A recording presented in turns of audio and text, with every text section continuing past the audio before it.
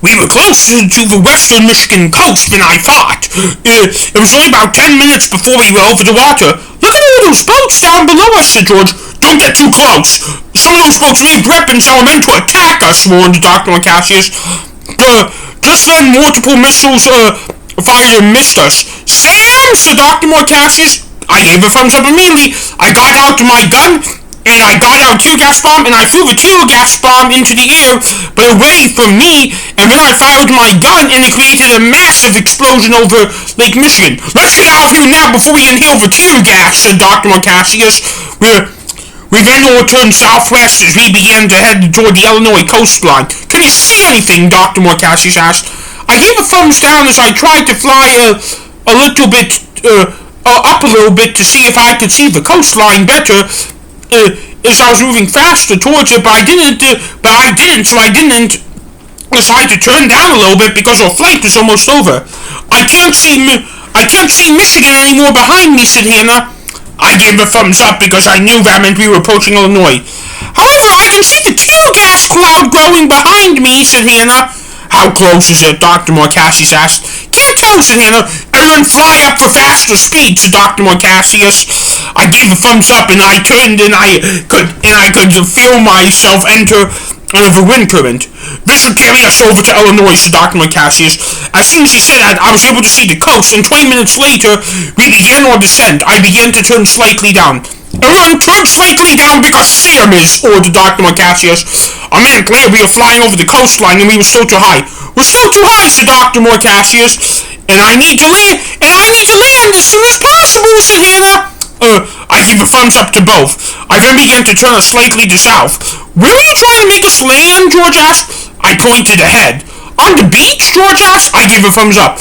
We were still about 50 feet in the air and the wind on my face felt awesome. I then stuck out both my arms with both of my hands showing. This is it, said Dr. Cassius. I then removed a finger that was showing. 9, said George. No need to count, said Hannah. Okay, said George. I had 6 fingers remaining. I can feel the sand move from under us, said Dr. Cassius. Yep, I can see a trail too, said Hannah. Me 3, said George. I had 2 fingers remaining. 1. What did I say about counting, said Dr. Cassius? It didn't matter. I was already running on the sand while Hannah and my brothers were airborne but hadn't landed yet. Said Dr. Cassius as he was running on the sand. George and Hannah landed a second after that, which meant we had completed our journey from Detroit to the Chicago Robbinsog area. We already? Asked George as I was talking and then came out to turn my hang glider back into a cloak. Sam, can you look that up? Asked Dr. Cassius. I then got out my phone and I saw we were near the Baha'i Temple in the United States, which meant we were near the beach near Linden Station, which was the northern end of the Purple Line. I then showed Dr. Cassius and George where we were on Google Maps as they were turning their hang gliders back into cloaks. I see where we are. We just need to get to the Purple Line down to Howard to pick up the Red Line to ride it to Jackson, said Dr. Cassius. I'll be right back, said Hannah. Where are you going? Dr. Cassius asked. To the restroom on the beach. I just hang glided for 3 hours, answered Hannah. Okay, said Dr. Cassius. Hannah then ran off to the restroom, and then I gave him a note from my pocket that I pickpocketed from Dr. Jacob's dead body on the People Mover. What's this? Dr. Cassius asked as I was giving him the note. I shrugged. Dr. Cassius unfolded the note. Oh my God, said Dr. Cassius. What is it? George asked. I'll tell you all once Hannah gets here, said Dr. Cassius. That was about 10 minutes, but we need to stretch our legs after having him dangled so he walked around for a little bit, but she was there soon enough. What's up? Hannah asked. I am going to tell you something you're not going to believe, answered Dr. Cassius. What is it? George asked. Do you remember how I thought I was the reason Mom got fired when she worked at that hospital on Paulina Street by the Brown Line? Dr. Cassius asked. I nod. Yes, answered George. The day you learned she was fired was the day I met you, so yes, answered Hannah. That is not what she was fired for, said Dr. Cassius. What a twist, I thought to myself. She got fired because Dr. Jacobs took over as the manager of that hospital, answered Dr. Marcassius. What? Hannah asked. What? Jim asked. Because he was the returned husband at the time, I answered. He looks that old, Sir George. Why did he place us in the Greek Town Hotel and Casino for the night, Hannah asked. Because he knew he was going to die, and he said the last thing he wanted to do was be good to people, said Dr. Marcassius. Heaven took a look at the clock on her phone. 30 hours, said Hannah. Let's head toward Robbins-og, said Dr. Marcassius. Okay, said George.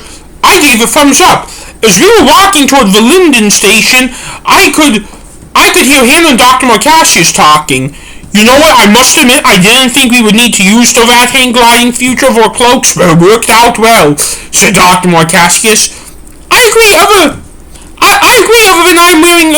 I'm still wearing my dress from yesterday, so people may have saw more than what I care to admit, said Hannah. Dr. Marcassius and Hannah then both laughed. Oh, Sam, said Dr. Marcassius. I had his undivided attention. Thank you for getting us here safely, said Dr. Marcassius. I gave a thumbs up. Promise you will talk appropriately once we resave Mom again, said Dr. Marcassius. I nodded and smiled. Good, said Dr. Marcassius. I had a great time doing that, said George. I know you did, said Dr. Marcassius. I can still feel the chill of my nerves, said George. So can I, said Dr. Marcassius. So can I, said Hannah. I gave a thumbs up. I must admit, it feels good to know that I was not the reason Mom lost her job, said Dr. Marcassius. I agree, even though that's part of the reason why you went to the costume shop and the bar next to it in Chinatown the day I met you, said Hannah. That brought a smile to my face. Dr. Marcassius and Hannah then kissed. Right now, our main priority is to get to Robbinsog. Do you want to stop at Howard on the way in? George asked. We then all laughed. George, that is my job to remind her, not yours, said Dr. Marcassius. No, because I don't want to deal with my dad's until this is over, Hannah answered. Are you sure about that? Dr. Marcassius asked. Yes, I am, said Hannah. I asked. Sam, said Dr. Marcassius. We then all laughed. It's fine, said Hannah. I know, but I get to ask that, said Dr. Marcassius. Did you just ask me why? Hannah asked. I nodded, because this has been stressing me out for a long time, and I want to deal with my boyfriend and his family first before mine, Hannah asked. I nod. Let's just get to Linden, said Dr. Marcassius. Purple South to Howard, and then we transfer to the Red Line and get off at Jackson, George asked Dr. Marcassius. George, I'm the one who's supposed to ask that, I thought to myself.